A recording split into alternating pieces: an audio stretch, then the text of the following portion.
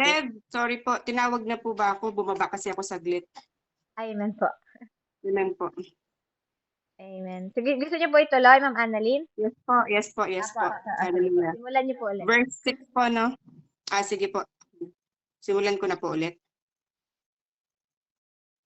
Amen. Glory to God po. Sige po, tayo po ay magbasa po sa Hukom, chapter 4. Amen. Hallelujah, Lord Jesus. Malinaw naman po, no? Amen. Sina Deborah at Barak. Verse 1, nang mamatay si Ehud, ang bayang Israel ay muling gumawa ng kasamaan laban kay Yahweh. Kaya hinayaan ni Yahweh na masakop sila ni Habil. Isang Kananeo na hari ng Hazor, si Sisera na taga-Haroset, Haguyim ang pinuno ng kanyang hukbo. Si Habin ay may 900 karwahing bakal, pinagmalupitan at inapi niya ang Israel sa loob ng 20 taon. Kaya't humingi ng tulong kay Yahweh ang mga Israelita. 4. Noon ang babaeng propeta na si Deborah, asawa ni Lapidot, ay nagsisilbing hukom ng Israel. Nakaugalian na niyang maupo sa ilalim ng puno ng palmera sa kaburulan ng Ephraim. Sa pagitan ng Rama at Bethel, pinupuntahan siya rito ng mga tao upang magpasya sa kanilang mga usapin. Isang araw, ipinatawag niya si Barak na anak ni Abonoam na taga-Kades mula sa lipi ni Neftali. Amen. Sinabi niya rito, ipinag-uutos sa iyo ni Yahweh, ang Diyos ng Israel, na pumili ka ng 10,000 kawal mula sa lipi ni Neftali at Zebulun. Isama mo sila sa bundok ng Tabor. Lalabanan ninyo sa may ilog Kison ang pangkat ni Sisera, ang pinuno ng hukbo ni Habin. Ngunit pagtatagumpayin kita laban sa kanya. Sumagot si Barak, pupunta ako kung kasama ka, ngunit kung hindi ka sasama, hindi ako pupunta. Sinabi ni Deborah, kung gayon sasama ako, ngunit wala kang makukuhang karangalan sapagkat si Sisera ay ibibigay ni Yahweh sa kamay ng isang babae. Sumama nga si Deborah kay Barak. Nanawagan si Barak sa lipi ni Neftali at Zebulun, at 10,000 kalalakihan ang sumunod sa kanya. Sumama rin sa kanya si Deborah. Samantala, si Heber na isang Sineyo ay lumayo sa mga kapwa niya Sineyo. Ang mga Sineyo ay buhat sa angkan ni Hobab na kamag-anak ng asawa ni Moises. Nagtayo si Heber ng tolda malapit sa kagubatan ng Zananim, malapit sa Kades.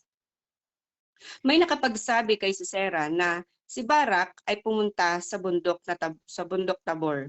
Kaya tinipon niya ang kanyang 900 karwahing bakal at ang lahat ng kanyang kawal mula sa Haroset, Haguyim patungo sa ilog Kison. Sinabi ni Deborah kay Barak, lusob, ngayon ang araw na itinakda ni Yahweh upang gapiin mo si Sisera. Pangungunahan ka ni Yahweh. Pumunta nga sa bundok Tabor si Barak at 10,000 kawal niya. Nang sumalakay sina Barak, nilito ni Yahweh sina Sisera. Nagkanya-kanyang takbuhan ng mga kawal nito. Si Sisera naman ay bumaba sa kanyang karwahe at patakbong tumakas. Hinabol ni Barak at ang mga karwahe ni Sisera hanggang sa Haroset, Haguyim at pinatay nila ang lahat ng mga tauhan nito. Wala silang itinirang buhay. Samantala, nakatakas si Sisera at nagtago sa tolda ni Jael na asawa ng Sineyong si Heber. Sapagkat magkaibigan si Haring Habin at Habin ng Hazor at ang sambahayan ni Heber, nang makita ni Jael na papalapit si Sisera, sinabi niya, tuloy po kayo sa aking tolda at huwag kayong matakot. Pumasok nga si Sisera at siya'y pinatago ni Jael sa likod ng tabing. Sinabi ni Sisera kay Jael, nauuhaw ako, maaari mo ba akong bigyan ng tubig na maiinom? Ang babae ay kumuha ng sisidlang balat na puno ng gatas. Pinainom niya si Sisera at saka pinatagong muli. Sinabi ni Sisera, diyan ka muna sa may pintuan ng tolda. Kapag may nagtanong kung may tao rito, sabihin mong wala. Dahil sa matinding pagod, nakatulog ang nang mahimbing si Sisera. Si Jael naman ay kumuha ng maso at tulos ng tolda. Dahan-dahan siyang lumapit kay Sisera at pinukpok ang tulos sa noon nito hanggang sa bumaon sa lupa. Sa gayon, namatay si Sisera. Nang dumating si Barak na naghahanap kay Sisera, sinabi niya, Narito ang hinahanap ninyo. Pagpasok ni Barak, nakita niyang patay na si Sisera. Nakabulagta ito at nakabaon pa sa noo ang tulos. Nang araw na iyon, pinagtagumpay ng Diyos ang bayang Israel laban kay Jabin, ang haring Kananeo. Patuloy nila itong ginipit hanggang sa lubusang matalo. Amen. Tuloy po sa Hukom 5 na po. Ang awit ni Deborah at Barak. Nang araw na iyon, ang awit na ito'y inawit ni Deborah at ni Barak na anak ni Abinoam. Purihin si Yahweh, ang mga Israelita'y buong giting na lumaban. Nagkusang loob ang taong bayan. Mga pinuno at mga hari, inyong dinggin, ako'y aawit kay Yahweh sa Diyos ng Israel. Nang sa bundok ng Seir, Yahweh, ikaw ay lumisan. At nang ang lupain ng Edom ay iyong iniwan, nayanig ang lupa at bumuhos ang ulan. Tubig ng mga ulap sa kalangitan. Nayanig ang mga bundok sa harapan ni Yahweh na nasa Zion, sa harapan ni Yahweh, ang Diyos ng Israel. Nang panahon ni Shamgar, anak ni Anat, gayon din naman ang panahon ni Jael, ang mga manlalakbay ay lumilihis sa daan, tumigil ang mga tao sa pangangalakal. Verse 7, Nooy iniwan na ang mga nayon sa Israel, ngunit nang dumating ka, Deborah, sa Israel ikay naging isang ina. Pumipili sila ng mga bagong Diyos-Diyosan, kaya't ang digma ay nasa mga pintuang bayan. Sa 40,000 Israel na lumaban, meron bang nagdala ng sibat at kalasag man lang? Ang pagmamalasakit ng puso ko'y sa mga pinunong Israelita na kusang nag-alay ng sariling buhay nila.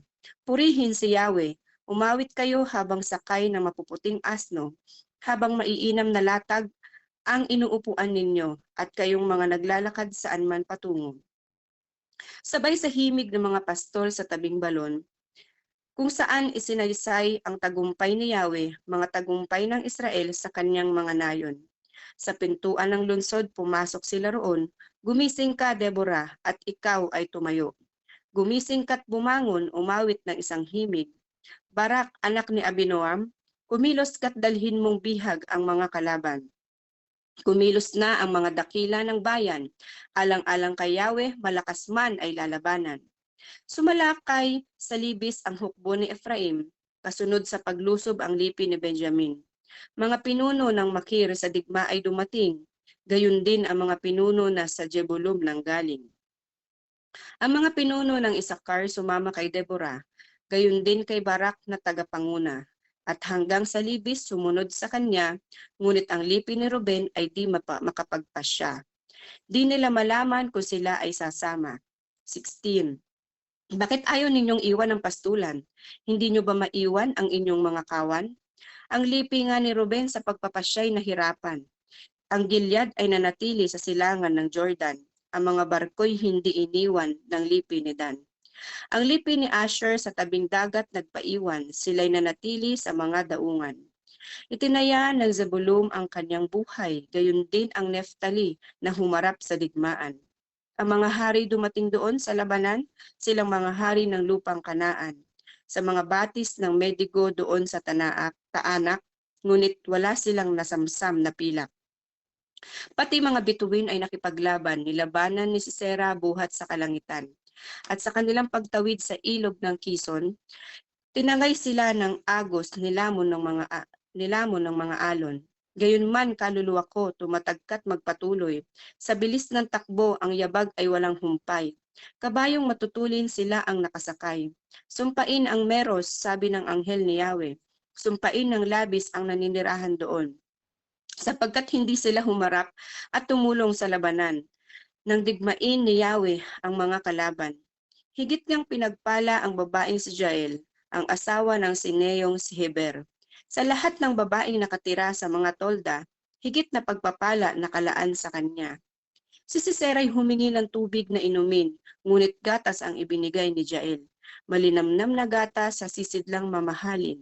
At habang ang tulos ng tolday hawak ng kaliwang kamay, sa kanan na may hawak ang maso ng panday. Ibaon ang tulos sa sentido ni Sisera, nabasag at nadurog ang ulo niya. Sa paanan ni Jael, si Sisera'y nahandusay. Sa kanyang paanay bumagsak at namatay. Itong ina ni Sisera ay naroon sa bintana Naiinip, hindi mapakali, nagtatanong na may luha. Bakit kaya hanggang ngayon ang anak ko'y wala pa? Kabayo at karawahe niya'y masyadong naantala? Ang mga babaeng tagapayo ay tumugon sa kanya at sa kanyang tanong ito rin ang sagot niya. Nagtatagal marahil siya sa paghanap ng samsam nila para sa isang kawal, isang babae o dalawa. Mamahaling kasuotan para sa kanyang ina at magarang damit naman para sa kanya. Last verse, ganyan nawa malipo lang inyong mga kalaban o Yahweh. Maging tulad naman ng sumisikat na araw ang inyong mga kaibigan at nagkaroon ng kapayapaan sa lupain sa loob ng 40 taon. Amen. Hallelujah, Lord Jesus. Papuri po sa iyo, Panginoon, sa pagbasa ng iyong banal na salita. Tunay nga pong ikaw ang pinakamakapangyarihan sa lahat, Panginoon ko. Maraming salamat, Lord God. Sa oras na to, sa araw na to na muli ipinagkaloob mo sa amin upang magkatipon-tipon kami upang ikaw ay aming pasalamatan, parangalan, sambahin, Panginoon, ang tanging pangalan mo, Lord God. Maraming salamat po, Panginoon, sa pagpapatawad po sa kasalanan naming nagagawa sa isip, sa salita at sa gawa, Panginoon, sa mga sinasadya at hindi sinasadya, Panginoon, patawarin mo po kami, pakalinisin mo po ang aming puso't isipan, Lord God. Sa oras na to, Panginoon, na lahat po ng ibababa mong mensahe sa pamagitan po ni Ma'am Beverly, Panginoon, ay tumimo po sa puso at isipan ng bawat isa. Maisabuhay namin, Lord God, at ito'y malakaran namin, Panginoon. Ikaw po ang manguna sa pagbaba ng iyong mensahe, Lord God. Gamitin mo lamang po siya, Panginoon, na lahat po ng mensahe ipagkakaloob mo, Panginoon, sa pamagitan niya, Lord God, ay balutin mo po ng iyong banal na dugo, Panginoon, na walang anuman pong gawa ng kaaway ang makasisira ng gawain ito. Maraming salamat, Lord. Tinataas po namin ang gawain ito. In Jesus' mighty name we pray. Amen and amen. Thank you po. Amen. Praise the Lord. Maraming salamat po, Ma'am Annalyn. Purihin po ang Diyos. Magdasal lang po ako saglit. Salamat po, Ama, mahabaging Diyos, makapangyarihan at mabuti. Tunay nga, O Diyos, na muli mo kaming tinipon, Panginoon, upang patuloy kami, Panginoon, magtanim, Panginoon, ng mga binhi sa aming mga puso, makatanggap, Panginoon, ng iyong banal na salita na siyang magtuturo sa amin, gagabay sa amin at papatnubay sa amin, Ama. Purihin ang dakila mong pangalan, Ama. Patawarin at linisin mo kaming lahat, Panginoon, sa aming mga pagkakasala sa iyo, Ama. Ang bawat isa po rito, Panginoon, ay pagkalooban mo ng oras at panahon na makinig sa iyong mensahe, Panginoon ko, na makatutok sila sa mensahe ng ang gawain ito, Panginoon, na hindi lang po sila nandito, kundi nandun yung puso nila upang makinig, Panginoon, upang matuto at maisabuhay namin ang lahat ng aming pinag-aaralan, Ama. Patuloy ko pong idinadalangin, Panginoon, ang aming mga sarili, na patuloy kaming magpakumbaba sa iyo, Panginoon, at tumanggap ng mga pagtutuwid na nagmumula sa iyong mga salita na magkabilang tabak, Panginoon. Purihin at dakilain ka, Panginoon, sa pangalan ng iyong anak na si Jesus. Gamitin mo lang akong maging alulod, Panginoon, at ikaw ang laging makita. Ikaw po ang maparangalan, Ama. Hallelujah. At ikaw po, Panginoon, ang maluwalhati, Panginoon. Take all the glory and honor, Panginoon. Salamat po sa opportunity na muli mong ginamit ang aking buhay na magpahayag ng iyong mga banal na salita, Ama. Sa iyo po ang lahat ng papuri, ang lahat ng pagsamba, ang lahat ng paggalang, Panginoon, sa pangalan ni Jesus na aming Diyos, na makapangyarihan sa lahat, sa ngalan ng Ama, Anak, at Espiritu Santo. We welcome you, Holy Spirit, sa gawain ito. In mighty name of Jesus, hallelujah. Let your wisdom, Panginoon, and understanding, Panginoon ko, ang maibahagi mo sa bawat isa, O God. In Jesus' name. Ayan, salamat po. So dito po, medyo mahaba po yung ating pero awit lang naman po yung sa 5.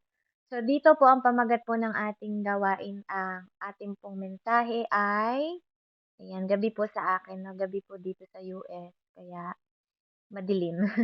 So glory to God po. Ang pamagat po ng ating title ngayon ay The Extraordinary Woman, Deborah. Ano po? Ang ating bida ngayon ay si Deborah. Alam niyo ba na ang Diyos ay gumagamit po ng babae nung panahon na yon. And isa po si Deborah sa napili ng Panginoon na gabitin po noong panahon po na ang Israel daw ay nasakop. 'Di ba? Nasakop dahil saan daw po? Sa katigasan ng ulo. 20 years silang naghihirap. 20 years silang sinasakop po So yung lugar natin, yung setting po natin, this story na po sa Mount of Ephraim, between Rama and Bethel. Tapos saan daw natagpuan ng ating bida? Ang ating prophet sa ilalim ng palm tree. Alam niyo po yung palm tree, yung parang niyog, ano po? Nandoon siya na umaawit, nagwo-worship siya kay Lord. Kahit maraming hindi nakikinig sa Panginoon. Ano po, bukas ang tenga ni Deborah. Naririnig niya ang tinig ng Diyos. Ano po, siya ay isang propeta. Ano po, propeta po si Deborah na nagtatambay. Ano po, meron siyang mga ibang mga tao na naniniwala sa Panginoon na nakatambay dun sa ilalim ng puno kasama niya. No, habang sila ay nagwo-worship sa Panginoon, nangangaral siya ng salita ng Panginoon. Yung iba naman hindi sila mapakali kasi masyado silang busy sa kanilang mga sariling buhay. Hanggang isang araw, parang tayo din 'to, eh. Masyado tayong busy sa mga trabaho natin, ano, hindi natin binibigyan ng halaga ang Diyos, kaya matakot po tayo 'no, 'pag sobra na tayong busy sa negosyo natin, sa mga bukid natin, sa mga personal nating trabaho 'no, wala na tayong oras sa Panginoon, ano po, hindi po 'yan maganda. Ano po, hindi po nalulugod 'yan ang Panginoon. Kaya, um, dapat nauunawaan natin na maging balanse tayo bilang mananampalataya. Ano po, hindi tayo nabubuhay para lang sa pagtatrabaho, sa pagbubuhay ng anak, 'di ba? Sa mga bagay na edukasyonal. Yes, mahalaga 'yan. Mahalaga po 'yan. Hindi ko sinasabing hindi 'yan mahalaga. Pero 'pag ang intellectual at social media, 'di ba? Baka mas malaan pa ang oras natin na mag-social media kaysa po ang sa spiritual na buhay. Ano po? Kaya ang isang tao, 'pag may una kaysa sa Diyos, kapatid, naririnig mo 'to ngayon ano, we have 22 participant po right now, 'no? Kung naririnig mo 'to, 'pag may una sa buhay mo kaysa sa Diyos, you are in danger. You are in danger. Bakit po? 'Pag hindi Diyos ang priority mo kapatid, lahat ng sumunod diyan mali na. Mali na ang priority mo, mali na ang susunod, mali na lahat. Kaya ang ending mo po, failure. Failed ka. 'No? Yun yung naging buhay ng mga Israelita noon. At patuloy pa rin po hanggang ngayon, matitigas pa rin ang ulo natin. Madalas nating hindi inuuna ang Diyos. At God is a jealous God. Ang Diyos natin ay seloso. Minsan nga mas mahal mo pa yung anak mo, eh, kaysa sa gawain ng Diyos, eh. Mas mahal mo pa yung asawa mo kaysa sa gawain ng Diyos. Mas mahal mo pa ang trabaho mo kaysa pumunta sa church. Alam niyo ba na ang sabi ng Panginoon, kung mas mahal mo ang anak mo kaysa sa akin, hindi ka karapat-dapat sa akin. Kung mas mahal mo ang asawa mo kaysa sa akin, hindi ka karapat-dapat sa akin. Alam niyo po minsan, dahil nalilibang tayo sa environment natin, no? Nawawala yung ating desire na makinig sa salita ng Diyos. Kapag ini-ignore po natin ang salita ng Diyos, ibig sabihin, binabaliwala natin ang Diyos. Dahil ang Diyos ay salita at ang salita ay Diyos. Kaya sa lahat po ng nandito ngayon, kung ito po ay naririnig ninyo, ano po, kung may mas higit na nauuna sa buhay ninyo, katulad ng mga Israelita noon, na hindi nila pinokus ang kanilang paglilingkod sa Diyos, kundi sa mga kawalangyaan, sa mga kahalayan, sa mga kasalanan at kadiliman na nangyari, sugal, pangangalunya, pag-aasawa ng dalawa-dalawa, tatlo-tatlo, pagpatol sa lalaki, kapwa babae, nagalit po ang Diyos. At nung panahon na yon, may isang babae po na nagligtas sa kanila. Ano po? Na natagpuan siya doon sa mount na yon. Ano po? So dito makikita natin yung labanan nila sa Mount Tabor. Ano po?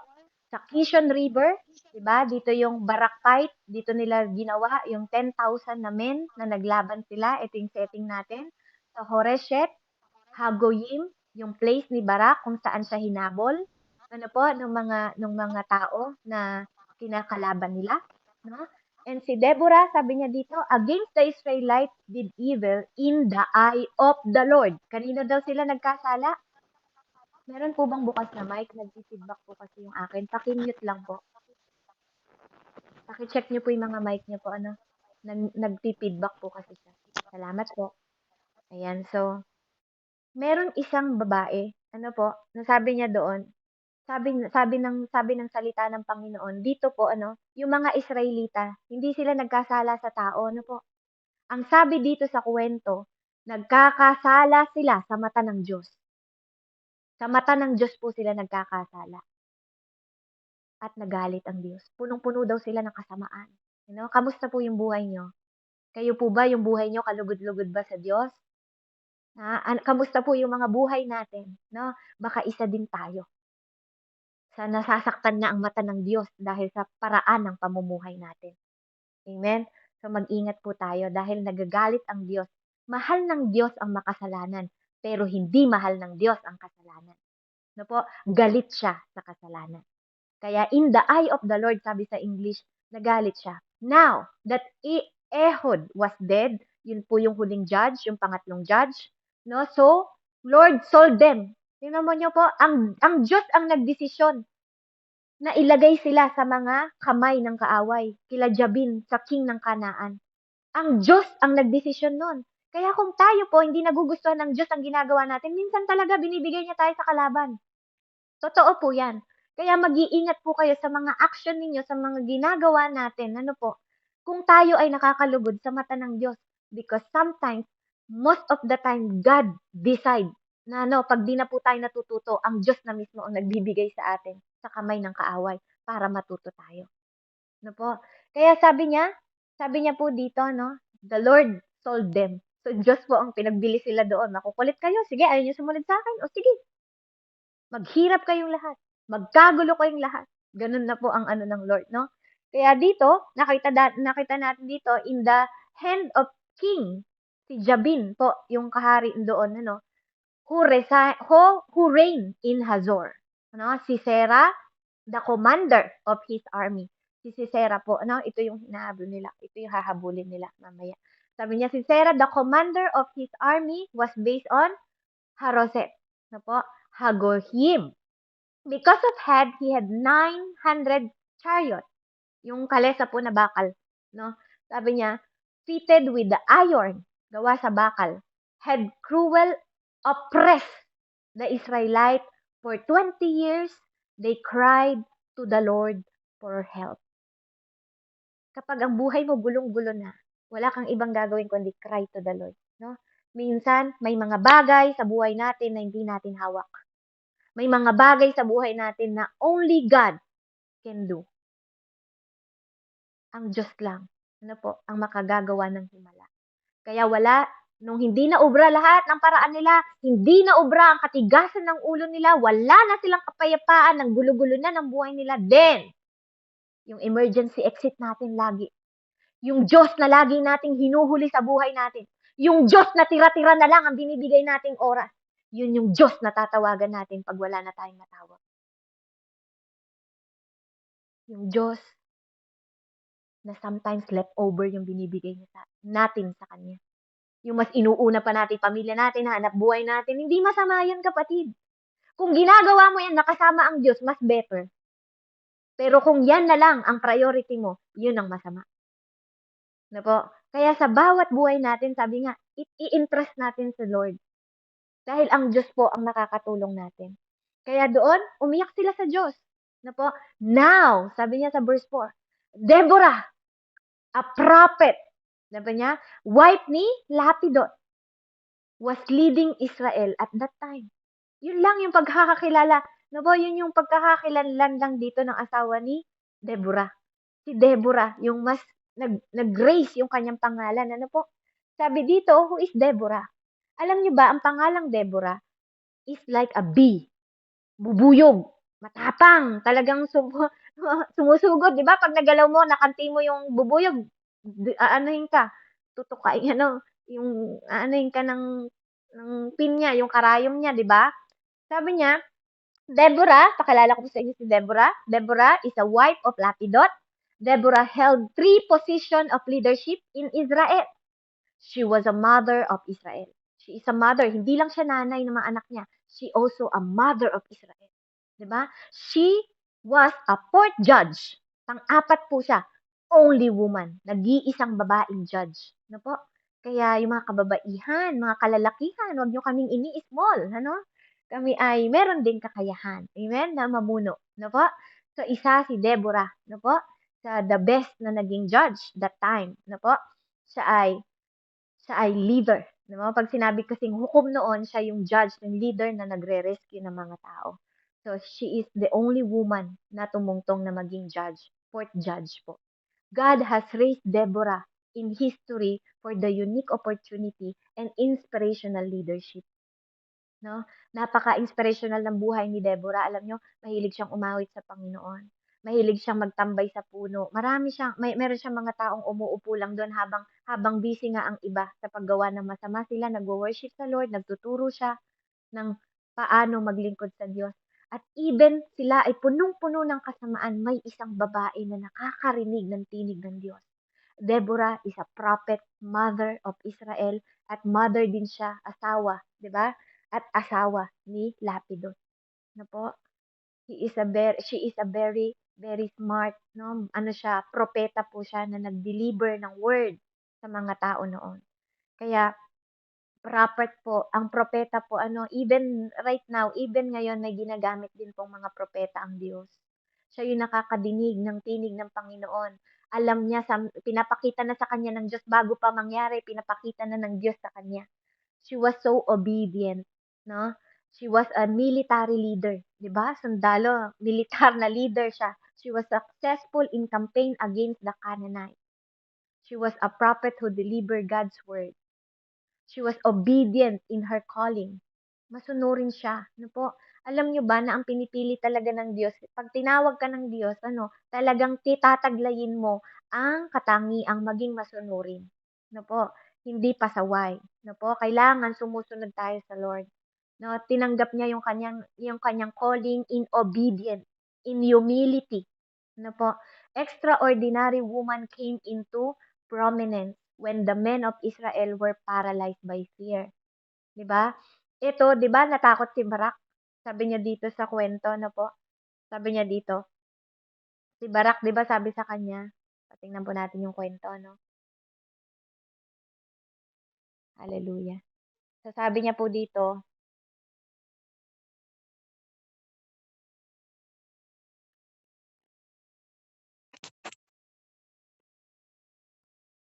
Ayan. Okay, so sabi niya po dito, no, nung si Barak noon, isang araw, pinatawag siya ni Barak na anak ni Abinom at taga-Kades mula sa lipi ni Neftali. Sinabi niya rito, ipinag-uutos sa iyo ni Yahweh, ang Diyos ng Israel, na pumili ka ng 10,000 kawal mula sa lipi ng Neftali at Zebulun, sabi niya po. Isama mo sila sa bundok ng Tabor. Labanan ninyo ang may ilog. Sabi niya, sa may ilog Kison ang pangkat ni Sisera, ang pinuno ng hukbo ni Jabin, ngunit pagtatagumpayin kita laban sa kanya. Amen. So yun po yung sabi, yun yung sa pakikinig ni Deborah sa tinig ng Panginoon, inutusan ni Barak, yung pinaka-leader po ng militar, no, ng kanilang sige, pumili ka ng kawal mo, 'di ba, sa mga lipi ni Neftali, sabi niya. At isama mo sila sa bundok ng Tabor, sabi niya. At pagtatagumpayin kita. 'Di ba? Yun ang sabi yun ang bilin sa kanya ni Yahweh sa kapamaraanan ni Deborah. No po, kasi may pinagdadaanan yung boses ng Lord hindi naman talaga direct na nagsasalita sa kanila. Si Deborah is a prophet, so naririnig niya. Kaya siya ang daluyan po, So sabi niya dito, lalabanan ninyo sa may ilog Kison ang pangkat ni Sisera, pinuno ng hukbo ni Jabin, ngunit pagtatagumpayan kita laban sa kanya. Sumagot si Barak, pupunta ako kung kasama ka. Ngunit kung hindi ka sasama, hindi ako pupunta. Sino yung dating ganyan? Na wala ka pa sa Christian? Pupunta ako kung pupunta ka. Yung pag sinabi ng kaibigan mo ganun, di ba? Pero pag di ka pumunta, hindi na ako pupunta. Di ba? Di ba may ganun tayo dati? May ganun tayong karakter, may ganun tayong ugali. Yun si Barak, no? Ang laki ng katawan niya. Actually, leader siya na militar. Leader siya na militar. Yun ang sabi niya kay Deborah. Kababaeng, kalalaking tao niya, sinabi niya yan kay Deborah. Pupunta ako kung pupunta ako. Pero kung hindi. Parang ganun, no? So, inuutusan siya ng Diyos. Yun yung sinagot niya sa prophet, no? Kay Deborah, sa leader, no? Kaya sinabi ni Deborah, kung gayon, sasama ako. Ngunit wala kang makukuhang karangalan sapagkat si Sisera ay bibigay ni Yahweh sa kamay ng isang babae. 'Di ba? Hindi pa nangyayari na propesay na ni Deborah. Na po, hindi pa nangyayari na prophesy na ni Deborah kung ano yung mangyayari. So sabi niya, no, matapang si Deborah eh. 'Di ba? Hindi siya naduwag. So sige, sabi niya, sasamahan kita. Sabi niya, pero wala kang tatanggapin na karangalan. Sabi niya, sapagkat ibibigay ni Yahweh, 'di ba, si Sisera sa isang babae.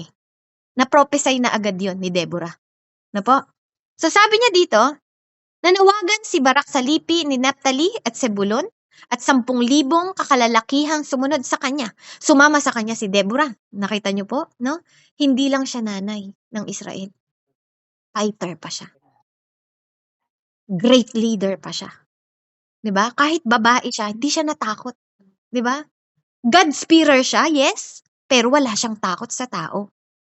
Kahit alam niya na napakarami nilang makakalaban. 'Di ba? Dapat ganun tayo. Kung meron tayong takot sa buhay natin, takot sa Diyos, hindi takot sa tao. Amen? Hindi tayo dapat people pleaser. 'Di ba? Dapat God pleaser tayo. 'Di ba? Kaya sabi po dito, samantalang si Heber ay isang Kanineo, lumayo sa kapwa niya Kanineo. Ang mga Kanineo ay buhat sa angkan ni Hobab, kamag-anak at asawa ni Moises. Nagtayo sila sa Heber ng tolda at malaking kagubatan sa Zaanim, malapit sa Kades. May nakapagsabi kay Sisera na si Barak ay pumunta sa bundok ng Tabor. O may chismosa na rin po noon, no? Maraming chismosa. Kaya huwag kayong magtataka kung ba't may chismosa ngayon. Kasi noon pang unang panahon, marami na pong chismosa. Amen? Kaya sabi niya po dito, dahil nabalitaan doon, kaya tinipon niya ang kanyang 900 karwaheng bakal at ang lahat ng kawal nila sa Horeset. Hagolim, ayan. Pa-mute nga po, Ate Veronica. Salamat po. Yan. At ngayon, sa araw na itinakda ni Yahweh upang gapiin mo si Sisera, sabi niya. Sabi niya dito sa 14, sinabi ni Deborah kay Barak, no, lusob, sabi niya. Ngayon ang araw na itinakda ni Yahweh upang gapiin mo ang Sisera. Si Sisera, sabi niya. Pangungunahan ka ni Yahweh. Pumunta nga sa bundok si Tabor. Si Barak, sa bundok Tabor si Barak at ang 10,000 kawal niya. Grabe ano, ang dami nung kalaban. Ang dami nung kalaban. Tapos siya, 10 lang. No? 10 lang ang kawal niya. 10,000 lang po ang kawal niya. Dahil lang po ano. Ayan. So purihin po ang Panginoon. Na po, kaya dito makikita niyo po ano, yung kabutihan ng Panginoon. No? Hindi lang si Deborah. Hindi lang po si Deborah. Makikita niyo po dito kung gaano kabuti ang Diyos. Sabi niya, lusob, sabi ni Deborah. 'Di ba? May timing po si Deborah. May timing ang Diyos, no? Nung sinabi yun ni Deborah. Sabi niya, lusob, sabi niya ganyan. Oh, ngayon ang araw na itinakda ni Yahweh. Sino daw po ang nagtakda? Pamute nga po. Salamat po. Lipat ako nga, dilipatan na to eh. Lipat ako man, dilipatan. Sika, malam ah. Malam, pero dapat kasama. Kuya James, pa-mute po, please. Pa-mute po. Bigat ang araw. Kuya James, pa-mute. Kapaan tanong bigat, dapat Sino po ang mga co-host na pwedeng mag-mute? kasi muna nga do, kasi baruto. Hindi niya alam. Baruto, alag di pato no nga, ipan jaya. Hindi, di pato pa talaga bigayin. Di pato, ipan tanong ka, di pato jaya. Narigat ka. Pato. Awan narigat dito. Hindi ka makita niya. Hello po, wala pwedeng mag-mute. Hindi po kaya eh. Kuya James, naririnig niyo po ba kami? Pwede po bang pa-mute? Jakas jaya, man, ako na alas pas. Baruto natin eh. Si Ma'am Riza, hindi siya pwede. 5 ato. 5 Amen. Sige po, praise the Lord. Hallelujah. Purihin po ang Panginoon. Hallelujah, Lord. Hallelujah, Father. Hallelujah, Holy Spirit. Hallelujah, God. Maraming salamat po. Hallelujah, Lord. Ayan, kaya po, ito po. Nasaan na ba ako? Sama marito po sa mga kasidam. Sidam. Anin. Maalak na. Anin. Gumano daw to, 1, 2, 3, 4, Ang 5, suputo 6, na, 7, 8, 9, 10. Sabot ka. Ayan. Sabi po dito, di sumama po si Deborah. Ano po? Sabi niya dito ni na nawala po. Nawala po. Sinabi ni Deborah, sabi niya kung ganun sasama ako, ngunit wala kang makukuha. Samantalang si Heber, sabi niya ang mga sineneo buhat sa angka na may nakapagsabi kay Sir, kaya tinipon niya ang kanyang lusob, sabi niya po dito, sinabi po ni Deborah, lusob, sabi niya, pangungunahan ka ni Yahweh. No po? So sinabi po doon na mauuna si Lord, no, sa laban. Ito yung Diyos na pinapanampalatayaan natin. Ito yung Diyos na sinasamba natin, no po? Kapag may battle ka sa buhay mo, ang Diyos na uuna. Kapag ginagabayan ka ng Diyos, ang favor ng Diyos nasa iyo, nauuna po sa laban ng Diyos. No po? Sasamahan ka niya, mauuna ang Diyos sa laban natin. Nauuna po ang Diyos, lalo na kapag tayo po ay nagtitiwala sa Kanya, no? Pangungunahan ka ni Yahweh, sabi niya. Pumunta nga sa bundok ng Tabor, sabi niya, ang 10,000 kawal, nang sumakay siya sa barak na nilito. Tingnan niyo po to ha. Nilito ni Yahweh si Sisera. Di ba? God is in control. Amen? Yun po yung katangian ng Panginoon. Nagko-control po siya ng sitwasyon at ng panahon at ng bagay. No? Si Sisera, ginulo ng Diyos. Di ba? Ginulo nila. Sabi niya po, nilito niya. May control ang Diyos. Ano po? Nakokontrol ng Lord yung mga ganitong sitwasyon. Sabi niya, nung ginulo niya yung mga kalaban, dahil alam niya na hindi kakayanin kung hindi tutulungan tayo, nakakayanan natin ang lahat ng pagsubok. Dahil tinutulungan tayo ng Diyos na makapangyarihan sa lahat. Amen? Kaya dito, makikita nyo dito, nung pumunta siya sa bundok, nauna po ang Panginoon, nilito ni Yahweh, sina Sisera, at nagkanya-kanya sila ng takbuhan. Di ba? Ang mga kawal nito, si Sisera naman, ay bumaba sa kanyang karuwahe at patakbong tumakas. Nakita niyo po yun? Yung pinaka-leader nila, ng kalaban, tumakbo po siya. Hinabol naman siya ni Barak. Diba? Tapang na ni Barak, no? Kasama niya si Yahweh, kasama niya pa si Deborah. Syempre, sino pa bang hindi tatapang? Kapag ang kasama mo ang Diyos, sabi nga, who against you? Diba? If God is with you, who against you? Ganun tayo. Kaya kung kasama mo ang Diyos, kahit sino pa ang kalaban mo, huwag kang matatakot. No po? Kaya sabi niya dito, hinabol niya si Barak sa karuwahe ni Sisera hanggang sa Harozet, Haguyim, at pinatay nila ang lahat ng mga tauhan nito. Wala silang itinirang buhay. No? Pinatay po nila. Samantalang nakatakas si Sisera at nagtago sa tolda ni Jael na asawa ni Sinyong si Heber, sapagkat magkaibigan si Haring Jabid at si Hazor at ang sambayanan ni Heber. No po? Nang makita ni Heber, sabi niya, napapalapit na si Sisera, sinabi nito, tuloy kayo sa tolda at huwag kayong matakot. Pumasok nga si Sisera at siya'y pinatago ni Jael sa likod ng tabing.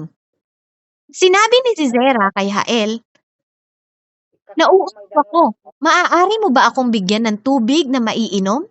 Ang babae ay kumuha ng sisidlang balat na puno ng gatas at pinainom niya si Sisera, saka pinatagong muli. Nakita niyo po yung prophesy ni Deborah doon sa part na unang kwento? Sabi niya kay Barak, di ba? Dahil ayaw mong sumugod nang hindi kasama si Deborah, sabi niya kanina, hindi sa'yo ibibigay ang karangalan. Babae ang papatay kay Sisera. Di ba? Di ba po, na-prophesy niya na yon. Na-prophesy niya na babae po ang papatay kay Sisera. Kaya ito na po yun, si Jael. No po? Tingnan niyo si Jael, no? Talagang andun yung paggabay ng Panginoon eh. Andun yung in control ng Lord eh. Pasok ka, di ba? Pasok ka na para bang ang bait niya, no? Wisdom, di ba? Yung wisdom na, alika, pasok ka. Pasok ka, sabi niya. Pero may plano na siya. Kasi tingnan niyo po, paano hindi mo malalaman na may plano siya? Tubig ang hinihingi ni Sisera. Ano po?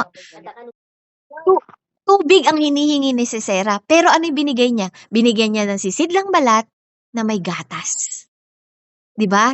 Pag tayo gusto natin makatulog, anong binibigay ng nanay? Gatas. Di ba? Kaya dito, makikita mo yung wisdom ni Jael. Ano po? Binigyan siya ng gatas.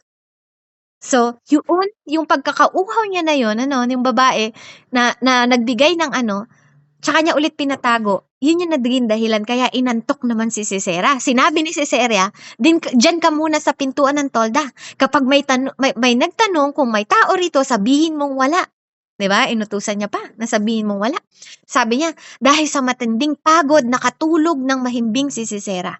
Si Jael naman ay kumuha ng mamasong tulos ng tolda, dahan-dahan siyang lumapit kay Sisera at pinukpok ng tulos sa noo nito upang bumaon sa lupa, sa gayoy namatay si Sisera. Dahil nakatulog siya. Alam niyo po yung pako ng tent. 'Di ba yung pako ng tent na malaki na binabaon sa lupa na ang pinampupukpok mo mason. Na po, yun yung ginamit niya. Dito po ang tinatawag ng sentido dito. Dahil natutulog si Sisera, dito niya nilagay yung pako at pinukpok niya po yung ulo. Ganun kasaklap ang pagkamatay ni Sisera sa kamay ng isang babae na naprophesy ni Deborah from the beginning ng kwento. Kaya hindi si Barak ang nakapatay sa kanya, ang karangalan napunta sa babaeng si Jael. Na po? Kaya yung prophesy po is galing po kasi sa Diyos yan. Kaya yung propeta ng Panginoon po, talagang magtutugma, magiging katotohanan po sa mga prophesy. Kaya nang dumating si Barak, naghahanap kay Sisera, sinabi niya, narito ang hinahanap ninyo. 'Di ba? Binigay na ni Jael. 'Di ba? Kasi yun naman talaga ang plano niya. Sinabi niya, narito ang hinahanap niyo. Pagpasok ni Barak, nakita niyang patay na si Sisera. Nakabulagta ito at nakabaon pa sa noo ang tulos. Nang araw na yon, pinagtagumpay ng Diyos ang bayang Israel. Ang laban kay Jabin, ang hari ng Kanineo. Patuloy nila itong ginipit hanggang sa lubusang matalo. Amen? So, diba, tingnan niyo po ang Panginoon. Kapag tayo ay natuto pong magpakumbaba sa Diyos at magsisi ng ating mga kasalanan, ang Diyos po ay mahabagin. At siya mismo ang tutulong sa atin sa laban natin. Diba, sino sa inyo yung nagpakumbaba ka lang sa Panginoon na ipanalo mo halos lahat ng laban mo? No? Yun lang pala ang kailangan mo. Diba? Kailangan mo lang pala na magpakumbaba sa Lord. Alam niyo po ba, nung araw na yon, nagtagumpay sila dahil sa isang Deborah, 'di ba? Dahil sa isang propeta, sa isang babae, no, na nakikinig, no, na good listener, no? Siya din yung ma-wisdom na babae na nagbibigay ng wisdom sa mga tao. Siya yung nag-aas ng wisdom na galing sa Diyos, yung babae na matapang, no? At hindi niya hinahayaan ang kanyang mga tauhan na mag-isa, kasama siyang lumalaban. Na po, ganoon ang isang katangian ng isang leader, 'di ba? She is a bee, 'di ba? Yung bee, the bee of peace, 'di ba? And wasp in war.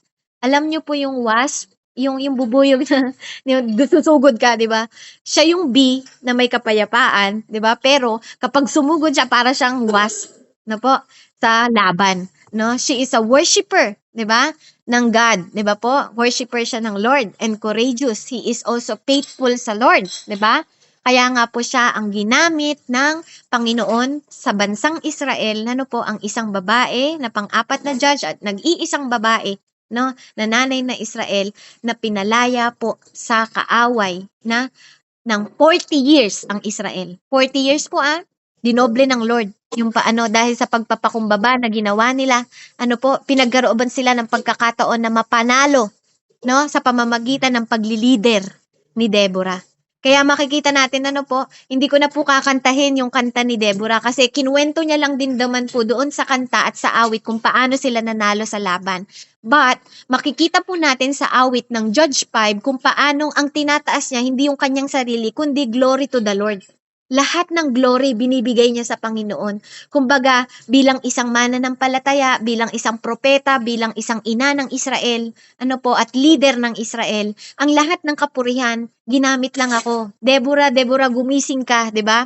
'Di ba? Ginamit lang si Deborah para ipanalo sila, i-lead sila, gabayan sila, 'di ba po? Sa pamamagitan din ng tinig ng boses ng Panginoon. Kasi nakikinig, sensitibo si Deborah. yung faithfulness niya sa Panginoon, no po, yung kanyang humility, yung kanyang pagiging leader, ano po, na talagang responsible leader siya. Hindi ka niya iiwanan, sasamahan ka niya. Dapat ganun ang leader, no? Sinasamahan mo, 'di ba? Sa hirap at ginhawa, sa laban o lungkot, sa pighati o tagumpay, magkakasama tayo, 'di ba? Dapat ganun. Kaya makikita niyo po doon even in a harder way, 'di ba? Pati yung mga prophecy nagkatotoo. Sa Judge 5:31, Lord, may all your enemies die like Sisera, but may those who love you rise like the sun in all its power. Yun po yung pinakahuli na sinabi nila sa Judge 5 after ng worship, no? Nagkakantahan sila nung pauwi na sila doon, no? Si Deborah ang nag-lead ng worship because she is not just a judge. She is a God worshipper. Ang isang mananampalataya, pag hindi dapat natututong umawit talaga yan eh. Kasi yun naman ang gagawin natin sa langit. Aawit tayo sa Lord, no po? Then there was peace. Meron silang kapayapaan sa loob ng 40 years, no po? Yung katigasan ng ulo nila at kaguluhan ng 20 years, pinagkalooban sila ng kapayapaan ng 40 years ng Panginoon. 'Di ba po? Kaya dito sa conclusion natin, ang Panginoon natin, He is a graceful God. No po? Nagbibigay talaga siya ng mercy sa bawat isa sa atin. At nagko-continue ang kanyang mercy kahit na tayo ay makasalanan. Kapag tayo ay natuto, 'di ba, na umiyak sa Diyos at nagpakumbaba sa kanya. God giving consideration sa lahat ng lumalapit at nagsisisi sa kanya. Kaya binibigay din ng Lord at ina-acknowledge niya yung mga puso natin na nagsusumamo, na umiiyak sa Diyos. Kung nakikita niya ang kasamaan natin, nakikita din niya ang pagpapakumbaba natin. Ganun ang Diyos na pinaglilingkuran natin. At pag nakita niya ang pagpapakumbaba sa'yo, sasamahan ka niya sa bawat laban mo. No? Yung power, 'di ba? Yung miraculous na ginawa ng Diyos, kung how He work, 'di ba? Sa laban na 'yon, 'di ba? Halos wala silang ginawa, 'di ba? Ginulo niya si Sisera, ginulo-gulo niya, 'di ba? Kayang gawin ng Lord 'yon because He is in control. God is a God of all-knowing. He is a all-knowing God. Nalalaman niya ang kapangangailangan natin bago natin sabihin, 'di ba? Even si Barak sinamahan niya sa laban. Kaya napakabuti po ng Diyos na meron tayo. Kaya tayo bilang mga mananampalataya po, no, katulad ni Deborah, dapat marunong din tayo ng obedient, no? Marunong tayong makinig sa Panginoon, sa boses ng Diyos, no? Magkaroon tayo ng obedient heart sa harap ng Diyos at humble heart, no? To serve God, no po? At saka yung kanyang nasasakupan. Keep believing that in His presence, He's still there however sinner we are. No? Katulad ng mga Israelita, because God character is not because of God character, hindi dahil kung sino tayo.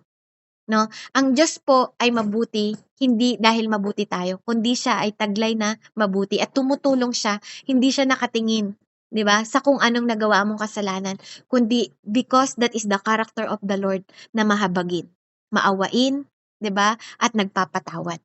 No po? Kaya siya rin ang nagbibigay, magre-restore sa iyo ng kalakasan, 'di ba?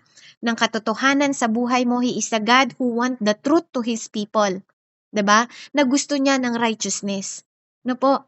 Hinahangad ng Lord ang righteousness natin, yung pagiging matuwid natin sa harapan ng Panginoon.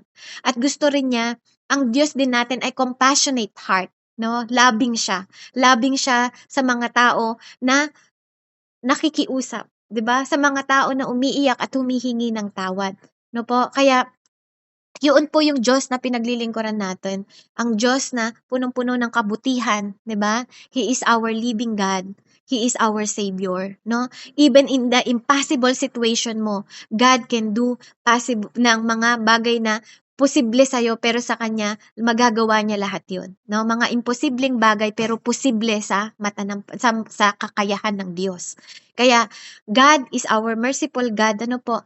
Yung beauty niya, 'di ba? Yung mercy niya, yung grace niya na binubuhos sa atin sa bawat araw, sa bawat oras. Ano po? Hinihingi lang din ng Lord yung ating heart na lumapit at mag-surrender sa Kanya.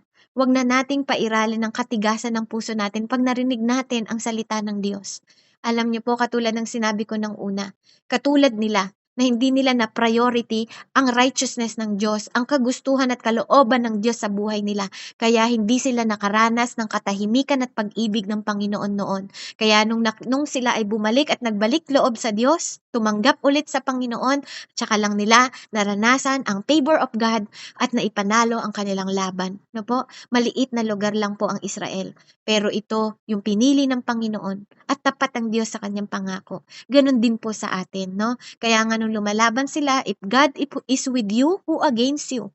Kaya kapag ikaw ay nasa panig ng Diyos, lalaban ka. Pero pag kinalaban mo ang Diyos, mamamatay ka. Na po? Kaya wag po nating kakalabanin ang kalooban ng Diyos sa buhay natin. Dahil kahit anong pilit natin, God has planned to your life, hindi plano mo. Sabi nga, ang tao ang nagpaplano, ang Diyos pa rin ang nagpapatupad. You can plan, yes, you can plan. Pero ang Diyos pa rin ang magpapatupad sa buhay mo. Kaya matuto ka na i-priority ang Diyos sa lahat ng ginagawa mo, iniisip mo, at sinasalita mo. At lagi kang makinig sa boses ng Panginoon. Kung meron pong nagsasabi dito na hindi niya naririnig ang boses ng Diyos, then you have to start to read the Bible and let God talk to you. Huwag kang tamad. Huwag kang tamad magbasa. Dahil andito ang buhay. At ito ang nagbibigay ng buhay, ng guidance, and ng direction ng buhay mo upang maging maayos, matuwid, at mabuti kang tao sa harap ng Diyos.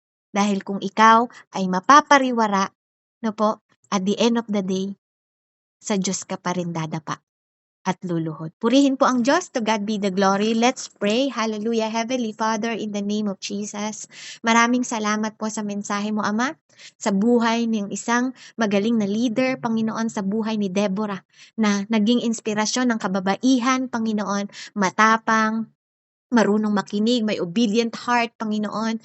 She is a good listener. She is a worshiper, Panginoon. She is a fighter, Lord God. She have peace, Panginoon. And she teach people, Panginoon. Hindi lang siya magaling na leader, sasamahan pa niya ang bawat isa, Panginoon, ng buong tapang at buong pagtitiwala sa iyo, Ama. Lord, nawa, pagkalooban mo kami ng puso, Panginoon, ng ganitong pamamahala sa lahat ng aming nasasakupan, Panginoon. Turuan mo kami na laging maging obedient at magkaroon ng takot sa iyo, Ama, upang ang iyong kalooban ang laging maganap sa aming buhay in mighty name of Jesus. Lord, I pray, Panginoon, sa bawat isa na matuto kaming i-priority ka sa aming buhay, Panginoon, at pagkalooban mo ang mga puso ng bawat isa na buksan at itanim ang mga mensaheng ito, Panginoon, na hindi magdudulot ng mabuti kung aming patuloy na patitigasin ang aming mga puso, kung aming naririnig ang iyong salita, Ama, sapagkat ikaw ang Diyos na naglalang sa aming lahat, ikaw ang Diyos na lumikha sa aming lahat, ikaw ang Diyos na nagbibigay ng buhay sa aming lahat, at ikaw din ang Diyos na magbibigay, Panginoon, ng tagumpay sa aming lahat, Ama. Purihin at dakilain ang iyong pangalan, Ama. Sa iyong matamis na pangalan, Ama, itinataas ko po at itinataas ko ang lahat ng mga papuri, Panginoon. Ikaw ang tumanggap ng glory, ng honor, ng praises, ng worship, Panginoon, sa pangalan ng iyong anak na si Jesus. Salamat po sa gabay ng Holy Spirit sa gawaing ito at tagumpay ng mensaheng ito, Panginoon. Kung paano silang nagtagumpay noon, Lord, sa pagsasakop ng 20 years sa kanila, dinoble mo, Panginoon. Hallelujah, ang kanilang kalayaan ng 40 years more, Panginoon, sa pamumuno ng iyong mga lingkod, Ama.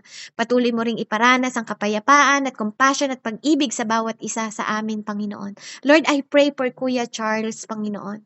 Ano man po yung kanyang nararamdaman sa kanyang tenga right now, in the mighty name of Jesus we pray. Hallelujah. Hallelujah. I speak healing, Panginoon, sa kapangyarihan ng banal na Espiritu, Panginoon ko. Saan man nagmumula ang kanyang kasakitan, Panginoon, idinadalangin ko sa iyo. Sa iyong mapagpalang kamay, Ama, na patuloy kang maghimala, Panginoon, sa kanyang buhay, O Diyos. Ano man, Panginoon, ang infection, Lord, ano man ang nangyayari sa kanyang tenga, Panginoon, Ama, hallelujah, maghimala ka sa kanyang buhay, Panginoon ko. Ibigay mo ang karapatang lunas, Panginoon, sa kanyang tenga, Panginoon, sa pangalan ng iyong anak na si Jesus. Maranasan niya ang kagalingan, Panginoon. Gumamit ka ng mga instrumento, Panginoon, na mga gamot sa kanyang buhay, Lord God. At sa panalangin na to, Panginoon, nakikipag-isa po ako sa kanyang buhay, Ama. Alam ko, Lord, na nahihirapan siya sa pananakit ng kanyang tenga. At alam mo rin, Panginoon, na bago sambitin ng kanyang bibig, Ama, nangangailangan siya ng kagalingan, Lord God, in mighty name of Jesus. Hallelujah. Idinadalangin ko sa iyo, Panginoon, na maranasan niya ang himala ng iyong mapagpalang kamay sa iyong pangalan kapayapaan, Panginoon. Patuloy mong maparangalan ang iyong anak na si Jesus, Lord. Maranasan ni Kuya ang kagalingan sa pangalan ni Jesus at sa lahat ng mga nandito, Panginoon, na nakakaranas ng sakit ng ulo, in mighty name of Jesus, hallelujah. Mga anxiety, in mighty name of Jesus, hallelujah, Lord. Sa mga problema, Panginoon, na walang kapayapaan, in mighty name of Jesus, hayaan mong matanggap nila ang kapayapaan, pag-ibig, Panginoon, na kaloob mo sa bawat isa, sapagkat ikaw ay prinsipe ng kapayapaan, Ama. Pagkalooban mo rin ang mga lahat ng nangangailangan, ng kanilang provision, Panginoon, sa pangalan ng iyong anak na si Jesus. Sa iyo ko po pinagkakatiwala ang lahat ng ito. Hallelujah, sa pangalan ng Diyos Ama, Diyos Anak, at Diyos Espiritu Santo. Amen, amen, and amen. Glory to God po, and God bless po. Amen, amen. Praise God. Sister Beverly, sa napakagandang mensahe ni Lord sa bawat isa sa atin. Salamat sa Panginoon dahil pinaalala naman natin sa umagang ito, mga kapatid. Hallelujah, praise God. Talagang grabe kapag ang Diyos ay kumilos, wala tayong magagawa. Salamat po, Ma'am Beverly, sa naramdaman namin na presensya ng Lord habang sinishare mo yung salita niya. Salamat sa paggamit niya sa iyo, salamat sa buhay mo, at gamit ni Lord, at marami pang kaluluwa na maparating